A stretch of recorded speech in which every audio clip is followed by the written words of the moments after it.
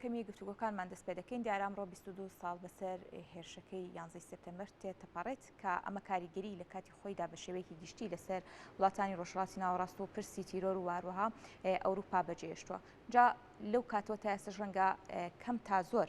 بەردەوامی کاریگەریەکان لەسەر ناوچەکانی ڕۆژهەڵاتی ناوەڕاست و هاوکات لەسەر وڵاتانی ئەوروپا بێت. تایبەت بەم بابەتە زۆر بەڕێز کار و خۆشنە و سەرۆکی ئینستیتوی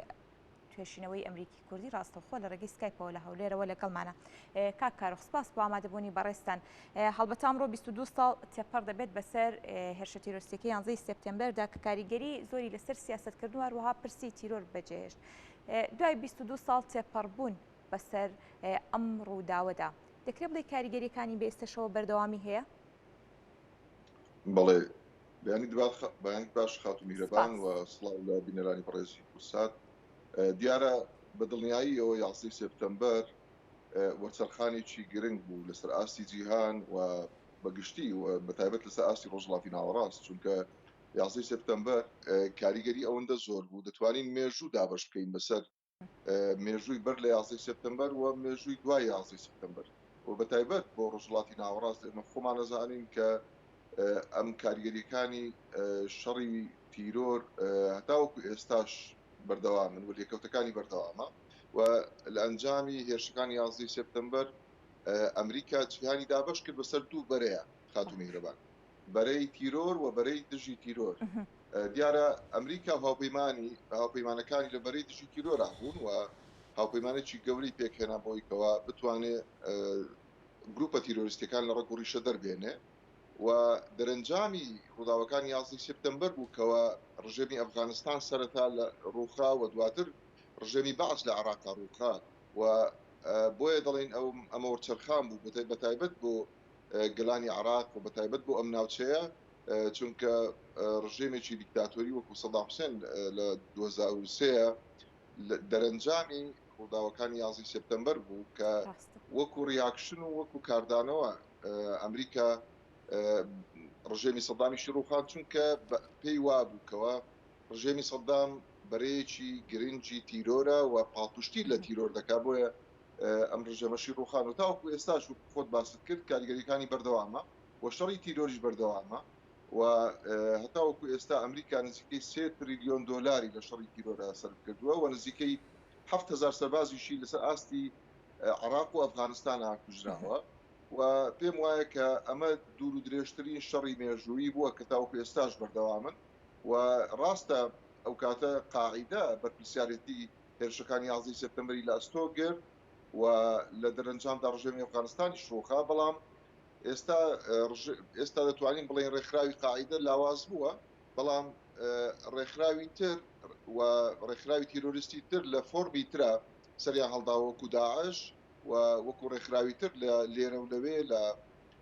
کۆمەڵێک شوێن لە جیهانە. بۆیە ئەمریکا بەگشتی ئێستا گەر پۆڵینێک بکەین و وێنە گەورەکە ببینین خاتو میرەبان، ئەمریکا لە 865 پێگەیە لە ئاستی جیهانە پێگەی سەربازی هەیە و هەروەها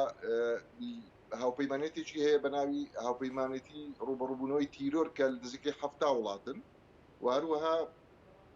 150,000 سەربازی لە ئاستی جیهانە بڵاو بۆتەوە لە 8 وڵاتە، لە نزیکەی 8 وڵاتە بە تەواوی سەنگەری گرتووە دژی تیرۆر و ئەم وڵاتانەش خۆ دەزانی کە دابەش بوونە بەسەر وڵاتەکانی ڕۆژهەڵاتی ناوەڕاست، بەسەر وڵاتەکانی ئەفریقیا و کۆمەڵێک وڵاتی تر و ئەمریکا لیستێکی هەیە کە وەزارەتی دەرەوە ساڵانە دەریەکە کە پێی دەڵێن لیستی تیرۆر کە کۆمەڵێک وڵات بەخۆیان بڵێن تیرۆریستی یاخودنا ئەمریکا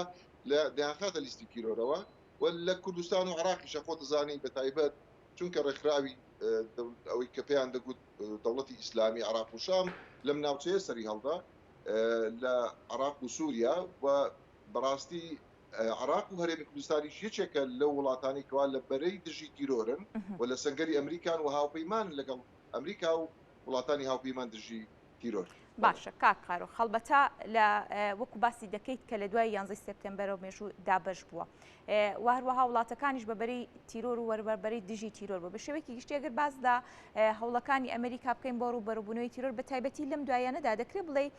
بۆ هەنگاوی کە کاری بۆ کردو لە دوای 11 سپتامبەرەوە هەتا ئێستش بە هەمان نیەت و بە هەمان هەنگاو کار دەکات یاخود بە جۆرێک لە جۆرەکان پاشەکشەیەک لەمڕۆ دەبینیت لەسەر ئەمریکا. بەڵێ پێم وایە کە لە سیاسەتی دەرەوەدا بەتایبەت سیاسەتی دەرەوەی ئەمریکا و ڕنگڕێژکردن و بڵێن لە کاتی دانانی سیاسەتی دەرەوەی ئەمریکایە هەمیشە دوو خاڵ لە بەرچاو دەگیری خات و میرەبە. خاڵی یەکەمیان ئەوەی کە پێی دەوترێت ئەمنی قەومی یاخود ئاسایشی نیشتیمانی و نەتەوەی ئەمریکا. خاڵی دووەمیان بەرژەوەندیەکانی ئەمریکا بەرژەوەندیەکان هەمە جۆر بەرژەوەندی سیاسیە، ئابوووریە، سەربازیە ئەوانە لە بەرچاو دەگیرن ئەم دوو خاڵە ئاسایشی نەتەوەی نیشتیمانی و بەرژەوەندیە گشتەکانی ئەمریکا. بۆ بەڵام ئەوەی جنابت دەڵێ ڕاست دەفەرمی تا ڕادێک هەست بەوە دەکرێت کە ئەمریکا پاشەکشەی کردوێ لە سیاسەتی دەرەوە لە استراتیژیەتی ڕۆبەڕووبوونەوەی تیرۆرە ئەویش لە ئەنجامی بەرزبوونەوەی هەژمونی چینە لەم ناوچەیە و ئەمریکا دەیەوێتەوە سنوورێک بۆ هەژمونی چین دابنێ بۆیە تا ڕادێک ئەم سنووردانانش بۆ هەژمونی چین و رووسیا تا ڕادەیە کاریگەری دەبێت لەسەر ڕوبەڕووبوونەوەی تیرۆریشە. بۆیە پێم وایە ئێستا استراتیژیەتی ئەمریکا ئەوەیەکەوە وڵاتەکان پشت بە خۆیان ببەستن لە ڕوبەڕووبوونەوەی تیرۆرە و ئەمریکا ئەوەی کە ناوی لێنرا شەڕەبێ کۆتاکان ینی شەڕی تیرۆر تا ڕادێک ناوی لێنرا شەڕەبێ کۆتاکان چونکە تیرۆر بەڕاستی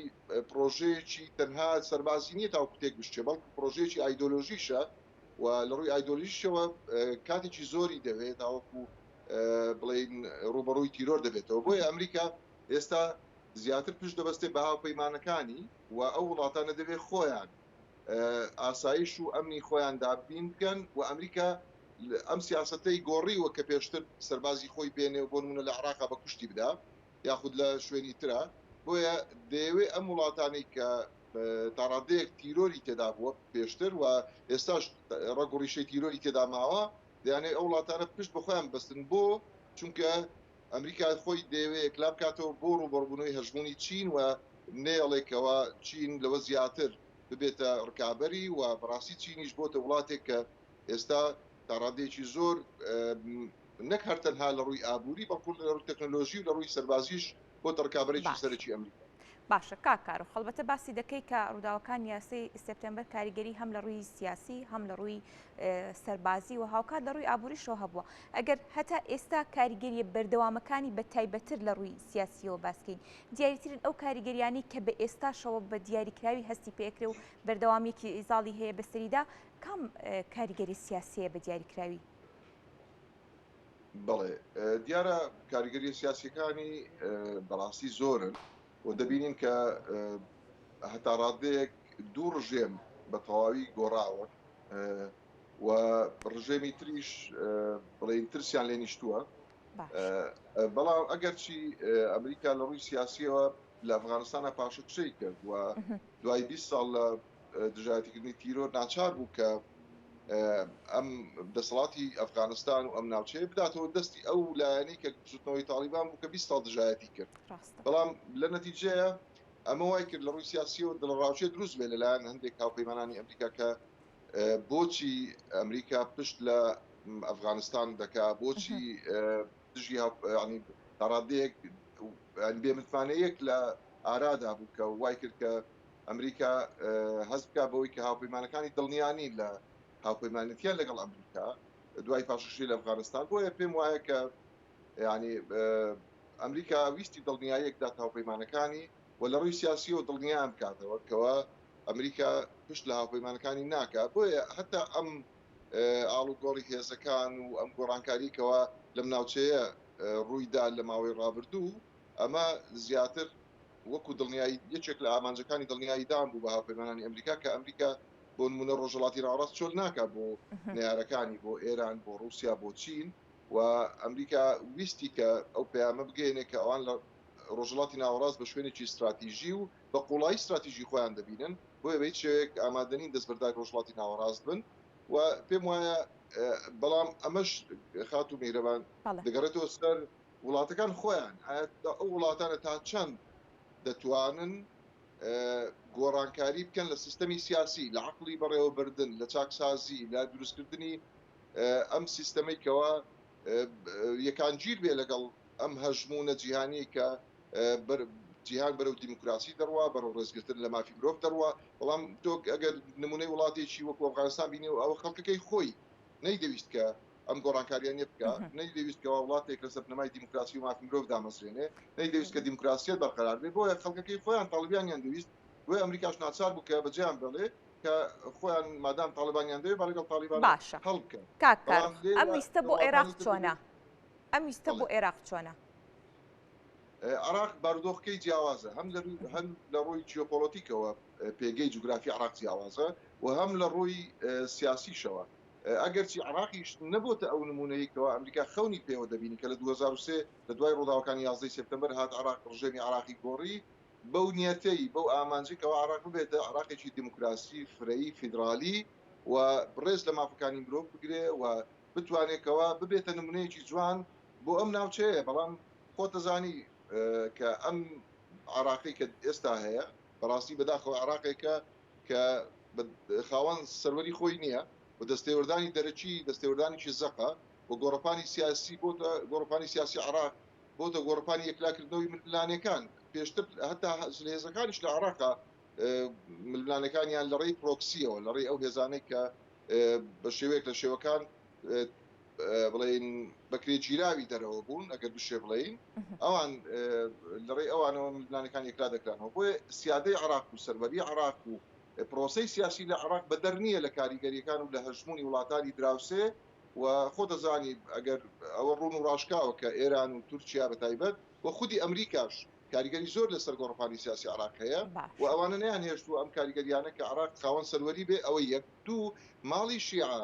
کە لە 20 ساڵی ڕابردووە حکمڕانی عراقەکەن بەداخەوە سەرکەوتوو نەبوونە لەوەی کەەوە بتوانن دەستوری عراق جێبەجێ بکەن عراق بکەنە نمونەیەکی دیموکراسی و طبقەی سیاسی ماڵی شیعە خۆشیان هەندێکیان دان بۆ دادەنێن کە شکستیان خواردووە لەوەی کەەوە عراق بکەنە عراقێکی نمونەیی بۆ ئەم ناوچەیە و بەلایانی کەم سەرەتایی ترین پێداویستەکانی ژیان بۆ هاوڵاتیانی عراقی بۆشەکانی عراقی دابین بکەن بۆیە بەگشتی ئەم عراقەش سەرکەوتوو نەبووە لەوەی کەوا قۆناغێکەوە بگوازێتەوە بۆ قۆناغێکی گەشت سندوتر و باشتر و پێشکەوتوتر چونکە دەبینین کە حاڵی عراق چۆنە وەشقامی عراق چۆنەوە خۆشت ئاگداری خاتو میرەبان کە بڵین شۆڕشی تشرین لە 2019 سەری هەڵدا ئەمە لە ناوڕاست و خوار و عراق بوو کە چەندین هەتا توندوتیشیشی لێکەوتەوە بە سەدان خۆپشاندەریش شەهید بوون کنسولیەی ئێران لە بەسڕا و هەتا هێرشیان کردە سەر هەندێک ناوچەی تروەل لە بەرامبەردا هەندێک لایەنگرانی هەندێک لایانی شیعە هێرشیان کردە سەر کنسوڵخانەی ئەمریکاش عراق بەڕاستی سەقامگیری بەخۆ نەبینیەوە ئامانجی ئەمریکاش نەپێکراوە لە عراق و عراق نەیتوانی و بێتە نمونەیەکی جوانی دیموکراسی و بێکۆژیان باشە کاکارۆخ دەمەوێت لە ڕوو ئابوووریەکەش ئەوە بپرسم لە دوای 11 سپتەمبەر و ئەمریکا تا چەندە توانیوێتی ئامانجە ئابوووریەکانی خۆی بپێکێ بە بیانووی ئەو ڕووداوی کە بەسەر ئەمریکیەکاندا هات بەڵێ دیارە ئەمریکا کۆمەڵێک ئامانجی گرنگی هەیە بەتایبەت ئامانجی ئابووری خۆت باست یەکێک لە ئامانجەکان لە ڕۆژهەڵاتی ناوەڕاست بەتایبەت دابینکردن و یاخود کۆنتترۆلکردنی سەرچاوەکانی وزەیە کە ئەم و سەرچاوانە نەکەونە بەدەستی خەڵکی دژە ئەمریکایان ئەوەی ئەمریکا ناوی ناون بە تیرۆریست بۆ ئەوی کا دژی ئەمریکا بەکاری نێنە ینی ڕۆژهڵاتی ناوەڕاست کە خاوەنی یەدەگێکی دەوڵەمەندی نەوت و گازە لە بواری وزەیە زۆر دەوڵەمەندە ئەمریکا ینی مانەوە و گەشە سندنی لە ڕۆژهڵاتی ناوەڕاست دەبەستێتەوە بەس دابینکردنی ئاسایشی وزە لەم ناوچەیە کە ئەمەش دەکەوێتە سێکتەری ئابووری دەکەوێتە چوارچێوەی سێکتەری ئابووری بۆیە ئەمریکا لە ڕووی ئابووریشەوە مەسروفێکی گەلک زۆری کردووە و خۆتان نەزانن نزیکەی ئەو تەقدیراتانەی کە باسیەکەن نزیکەی 3 تریلیۆن دۆلاری سەرکردەوە لە جەنگی تیرۆدا لە ماوەی 20 ساڵی ڕابردوو یاخود 22 ساڵی ڕابردوو و تا ڕادەیەک کاریگەری زۆری بەسەر سێکتەری ئابووریشا جێهێشتووە و هەتاوەکو ئێستاش دەبینی کە نرخی وزە سەقامگیر نییە بەرزونزمی زۆر دەکا و ئێستا بۆ نمونە نرخی نەوت لە بازارەکانی جیهانە $90 و 60 سنتە کە ینی کاریگەری دروست کردووە و بەردەوامی کاریگەریەکانی جەنجی تیرۆرە و پێم وایە کە سێکتەری ئابووریش بە دەرنیە لەو کاریگەریانەی کەوا لە دوای جەنجی تیرۆرەوە ڕوویداوە. ئەمریکا خۆی بەڕاستی یەکێک لە ئامانجە سەرچیەکانی گەشەسەندنی سێکتەری ئابووریەتی، هەتا دەتوانین بڵێین سێکتەری ئابووری چەقی داڕشتنی سیاسەتی دەرەوەی ئەمریکا، ینی بەتایبەت ئێمە لە ئیدارەی ترۆمپ پیشابینیمان کە چەندە ترۆمپ گرنگی بە سێکتەری ئابووری دەدا و چەندە پێی وایەکەوە ئابووری بۆ ئەمریکا بڕبڕی پشتە و ئەمریکا لە پێناوی گەشەسەندنی ئابووری خۆیان هەموو جەنگە سەربازی و سیاسی و دیبلۆماسیەکانیشی ئەنجام بدەن. باشە کاکارۆخ، ئەگەر باس لە جێگیرکردنی هێزەکانی ئەمریکا بکەین لە ڕۆژهەڵاتی ناوەڕاستدا، ئەگەر بەراوردکاریەک لە پێش ڕووداوی 11 سپتێمبەر و دوای ڕووداوی 11 سپتێمبەر بکەیت لە جێگیرکردنی هێزە سەربازیەکانی ئەمریکا جیاوازیەکەی چی و چۆن خوێندنەوە بۆ ئەم بابەتە دەکەیت؟ بەڵێ دیارە لە ڕووی سەربازیشەوە ئەمریکا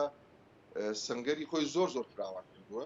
ئێمە پێشتر ئاماژەمان پێداکەوە ئێستا لە سەراستی جیهان ئەمریکا لە 865 وڵاتە پێگەی سەربازی هەیە لە دەرەوەی ئەمریکا. ینی ئەمە دەتوانین بڵێین لە مێژووی ئەمریکا ینی لە مێژووی پێشی 11 سپتەمبەرە ئەم حاڵەتەی بەخۆ نەبینیوە، هەتا وەکو میزانیە و بودجەی تەنها پنتاگۆن وزارەتی بەرگری ئەمریکا بۆ ئەم ساڵە 2023 زیاتر لە 850 ملیار دلارە. تەنها بودجەی پنتاگۆن زیاتر لە 850 ملیار دلار. ینی ئەمە مانای وایەکەوە ئەمریکا لە ڕووی سەربازیشەوە بەڕاستی گرنگیەکی فراوانبوونێکی تەواوی بەخۆ بینیوە و دوای 11 سپتەمبەرەوە ئەمریکا بۆتە بە تەواوی بۆتە پۆلیسی دنیا. ئەگەرچی ئێستا هەندێک ڕاهەیەکەوە ئێستا تاکجەمسەری بەرەو لاوازبوون چووەوە فرەجەمسەری خەریکە سەر هەڵداتەوە و چین لەولاوە سەری هەڵداوە و رووسیا لە دوای جەنگی ئۆکرانیا دەیەوێت خۆی بسەلمێنێ. بەڵام لە ئێستادا واقعی سەربازی ئەمریکا دەسەڵاتدارە بەسەر ڕێڕەوە ئاویەکان لە جیهانە، بەسەر ڕێڕەوە شکانیەکان لە جیهانە، بەسەر ئاسمانی جیهان ئەمریکا دەتوانین بڵێین موسەیترە و ئەمریکا کۆنتترۆلی ئەم ڕێڕەوە ئاوی و ڕێڕەوە وشکانیانەی کەوە نێودەوڵەتین ئەمریکا لە ڕێی سەربازەکانی و لەڕێی ئەم 865 بنکە سەربازیکەوە بڵاوی کوردونەتەوە لەسەر ئاستی جیهان دەیان پارێزێ. بۆیە لە دوای 11 سپتەمبەر بە دڵنیاییەوە ئەگەر دە پێگەی سەربازی هەبوو بێت لە ڕۆژهەڵاتی ناوەڕاست کردوویەتە 20 پێگە و بەڕاستی ئەمریکا فراوان ینی لە ڕووی سەربازیشەوە دەسەڵاتی فراوانبوونێکی بەرچاوی بەخۆ بینی لە دوای ڕووداوەکانی 11 سپتەمبەر و ئەمریکا بە شێوەی سەربازی ڕوبەڕووی تیرۆر بوویەوە یەکەم جار. دوایی بیری لەوە کردەوە کە دەبێت لە ڕووی ئابووریشەوە گۆشەگیریان بکە گروپە تیرۆریستەکان و لە ڕووی فکری و ئایدۆلۆژیشەوە دەبێت ڕوبەڕووی تیرۆر بێتەوە، چونکە ناکرێت تەنها تۆ لە ڕووی سەربازیەوە ڕوبەڕووی سنگەری تیرۆریستان ببیەوە. و بۆیە سەرەتا بینیمان کە یەکەم پەرچەکردداری جۆرج بۆشی کوڕ لە دوای ڕووداوەکانی 11 سپتەمبەر لەسەر بڵین داڕوخانی هەردوو تاوەری بازرگانی جیهانی لە نیویۆرک ینی وتارێکی پێشکەش کرد کە لە گەرمەی ئەم کارەساتی 11 سپتەمبەر بوو کە گوتی جیهان دەبێت خۆی یەکلا بکاتەوە، یان ئەوە دەبێت لە بەرەی ئەمریکا بێ یاخود لە بەرەی تیرۆر بێت. ینی جیهانی دابش کرد بە تەواوی، جیهانی پۆڵین کرد بۆ دوو بەرەی تیرۆر و بەرەی دژە تیرۆر و ئەمریکا لەو بەم استراتیژیەتە لە ڕووی سەربازیشەوە پێگەی خۆی زۆر فراوان کرد لە جیهان و توانی لەو شوێنانەش کە پێشتر پێگەی سەربازی نەبووە بە بەهانەی شەڕی تیرۆرە پێگەی سەربازی زیاتر بباتە ئەو ناوچانە و زیاتر دەسەڵاتی سەربازی خۆی و باڵی سەربازی خۆی بچێشێ بەسەر زۆربەی داوچەکانی جیهاندا. بەڵێ سپاس بۆ ڕوونکردنەوەکان، زۆر سپاس بۆ کار و خۆشنەوە سەرۆکی نیستوی توێژنەوەی ئەمریکی کوردی کە ڕاستەوخۆ لە هەولێرەوە لە ڕگەی سکایپەوە لەگەڵمان بوویت.